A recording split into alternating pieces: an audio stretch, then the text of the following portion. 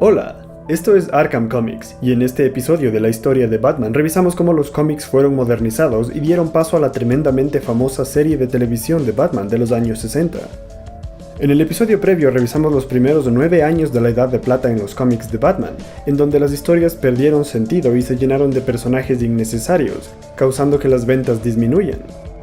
Para salvar a los cómics de Batman era necesario cambiar a los creadores, y es así como el notorio editor Julius Schwartz tomó el control de los cómics de Batman. Junto con su equipo de escritores y artistas empezaron una serie de cambios. En primer lugar, se eliminaron a todos los personajes infantiles como el Batiperro, Batichica, Batimujer y Batmite. Schwartz y su equipo regresaron a la idea básica del dúo dinámico y dejaron únicamente a Batman y Robin.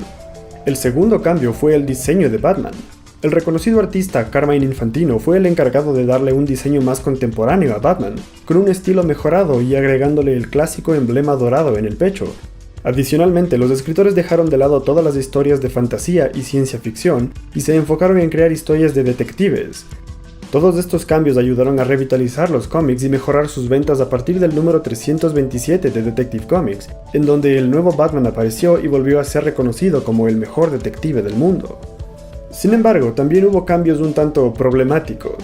Para reducir las sospechas de que el dúo dinámico era gay, Schwartz y su equipo decidieron eliminar a Alfred, haciendo que el fiel mayordomo se sacrifique en una historia para salvar las vidas de los héroes.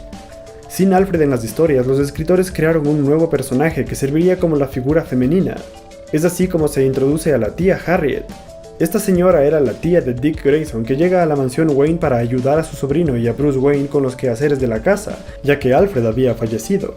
La muerte de Alfred fue bastante impactante para los fans de ese entonces, pero Schwartz quería tomar una dirección diferente y los cambios continuaron. De ese modo aparece un nuevo Batimóvil, que es un auto deportivo con un diseño aerodinámico, y también se incluyó un elevador secreto que conecta la mansión Wayne con la Baticueva. El siguiente cambio que se implementó fue la inclusión del Batiteléfono, que era una línea privada entre Batman y el comisionado Gordon, la cual reemplazó a la tradicional Batiseñal porque esta era considerada muy anticuada. Con todos estos cambios quedó establecido el nuevo Batman y de esta manera se retomaron las historias regulares en donde Batman resolvía complicados casos y enfrentaba a varios villanos. Pero hasta ese momento Batman no se había enfrentado a sus rivales más comunes, y por eso los creadores se inventaron un nuevo enemigo y le pusieron de nombre el Outsider. La mejor traducción para este villano sería el desconocido, porque inicialmente este enemigo nunca revelaba su identidad y únicamente atacaba al dúo dinámico por medio de sus cómplices. Los escritores querían que este nuevo personaje se volviera el mejor enemigo de Batman, y para que exista una variedad en las historias, ellos decidieron usar algunos de los villanos clásicos de Batman, empezando con el Acertijo, quien no había aparecido en los cómics desde la Edad de Oro. Y después del regreso triunfal del Acertijo se volvió a utilizar al Joker. Aunque el regreso de estos clásicos enemigos fue un éxito, las historias no eran del todo interesantes, porque los crímenes que cometían eran bastante inofensivos. Esto se debe a que el código de autoridad de los cómics aún restringía historias de crímenes serios. Algo curioso que me parece interesante mencionar es que alrededor de estos años fue publicada esta imagen que se ha vuelto muy popular en el internet. Este recuadro en el que Batman le da una cachetada a Robin se ha convertido en un meme, pero la historia detrás de esta imagen es un tanto interesante. Resulta que esto es parte de una historia imaginaria en la que Batman cree que el responsable de la muerte de sus padres es Superman, y por eso odia al Hombre de Acero. Cuando Robin trata de hacerle entender que Superman es bueno, el Chico Maravilla se gana una bofetada y así se acaba la discusión. Y esta es una de las tantas historias imaginarias que se publicaban en World's Finest Comics, en donde Batman y Superman compartían historias. Otro ejemplo de esto es aquella historia en la que Batman y Superman se casan con sus respectivas esposas y por supuesto tienen a los superhijos. Pero sin contar este tipo de historias, los cómics de Batman ganaron bastante popularidad y tan solo 2 años después, en 1966, se estrenó la famosísima serie de televisión de Batman protagonizada por Adam West, basada en los nuevos cómics. Los productores de la serie habían leído los nuevos cómics del Joker y el Acertijo, y decidieron crear una serie de televisión similar a estas historias. La serie adoptó muchos elementos de los cómics, empezando por los personajes como la tía Harriet, así como también los escenarios y enemigos coloridos, los efectos de sonido y también las trampas y artefactos fantásticos, incluido el Batiteléfono. Sin embargo, la serie no usó las historias serias de detectives de los cómics, y en su lugar presentaba situaciones de lo más absurdas. Pero a pesar de eso, los personajes se tomaban las cosas muy seriamente, lo cual le daba a la serie un tono de comedia. De hecho, la intención de la serie era exagerar todo lo que existía en los cómics de Batman, y eso fue uno de los aspectos que hizo que esta serie se volviera un fenómeno global. Muchas generaciones fueron introducidas a Batman a nivel mundial gracias a esta serie, incluyéndome a mí, puesto que esta fue la primera versión de Batman que vi cuando era un niño, 30 años después de que la serie hubiera terminado.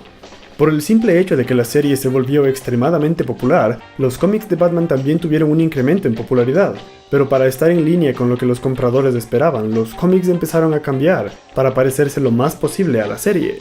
Es así como se dejan de lado las historias de detectives y empiezan a aparecer un sinnúmero de villanos excéntricos con disfraces coloridos. Sin embargo, el cambio más significativo que se tuvo que hacer es el regreso de Alfred. Debido a que Alfred era parte de la serie, los compradores de los cómics esperaban encontrar a Alfred en las revistas.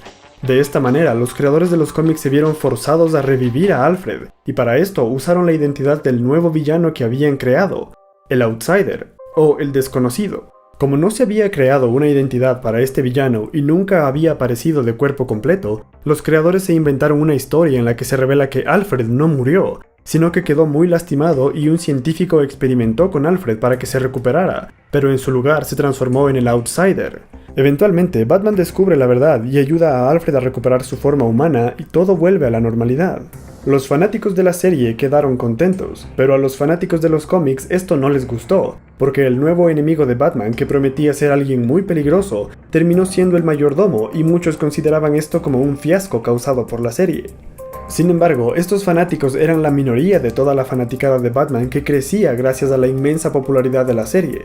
Tan grande fue el éxito que Batman empezó a aparecer en casi todos los cómics de la compañía de DC y hasta se le dio un nuevo cómic llamado Brave and the Bold, que se podría traducir como Valiente y Audaz. En estos cómics, Batman trabajaba junto con todos los personajes populares de DC Comics y también tenía situaciones de comedia como en la serie. Un par de ejemplos son estas historias en las que Batman se convierte en el Bati-Hulk, o cuando Batman empieza una relación con una pelirroja y cuando ella se porta mal, él le da de nalgadas. Por otro lado, como ya he mencionado, la serie usaba muchos villanos excéntricos y con disfraces de colores, y es por eso que los cómics también empezaron a crear más villanos extraordinarios. La lista de enemigos creados en estos años es muy grande para contar, pero sin duda la villana más importante en aparecer en estos tiempos fue Poison Ivy, o Hiedra Venenosa. En su primera aparición, Ivy buscaba ser la mejor criminal de Gotham y usa sus encantos para seducir a Batman. Aunque en tiempos modernos Ivy se ha vuelto una de las enemigas más importantes de Batman, en ese entonces no era tan relevante. Debido a que los creadores de los cómics necesitaban más villanos disfrazados, se revivió a otro personaje olvidado, y es así como el Espantapájaros regresa a los cómics después de 23 años. En esa historia también aparece por primera vez el Baticomputador, que fue un invento de la serie de televisión en donde Batman tenía todo tipo de Bati-elementos, incluido el Bati-repelente de tiburones. Pero no todos los personajes eran villanos. Uno de los héroes más populares creados específicamente para la serie de televisión apareció primero en los cómics. Ella era la nueva Batichica, una versión distinta y mejorada.